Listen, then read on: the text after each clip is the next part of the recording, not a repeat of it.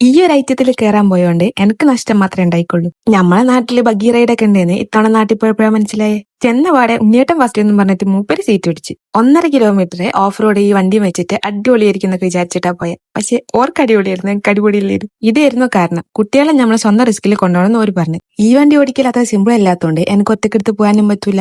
അതുകൊണ്ട് ഓരോ 1.5 കിലോമീറ്റർ വണ്ടിയിൽ പോയപ്പം എനിക്ക് 1.5 കിലോമീറ്റർ ഇവനെയും കൊണ്ട് നടക്കേണ്ടി വന്നു. കാരണം അബ്ബോനെ കൂട്ടാതെ പോയി എന്ന് പറഞ്ഞിട്ട് ആശാൻ ഭയങ്കര കരച്ചിലായിരുന്നു. ഈ ചങ്ങായാണെങ്കിൽ തൊഞ്ഞ് അളത്തുമ്പോഴത്തേക്ക് വൈകുന്നേരം ആവുന്ന ഞാൻ വിചാരിച്ചത്. പക്ഷെ പിന്നെ ഇരുന്ന ടെസ്റ്റ് ഉണ്ടായേ. ആദ്യത്തെ ഒരു സ്റ്റാർട്ടിംഗ് ഡബിൾ മാത്രം മൂപ്പർക്ക് ഉണ്ടായുള്ളൂ. പിന്നെ അങ്ങ് സെറ്റായി. ഫുള്ളി ചായത്തോട്ടത്തിന് നടുവിലായിരുന്നു.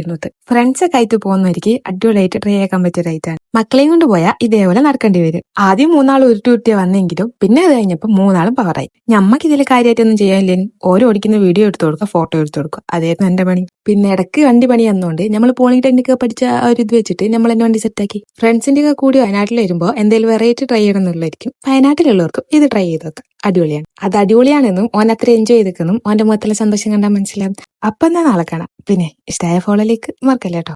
ബൈ.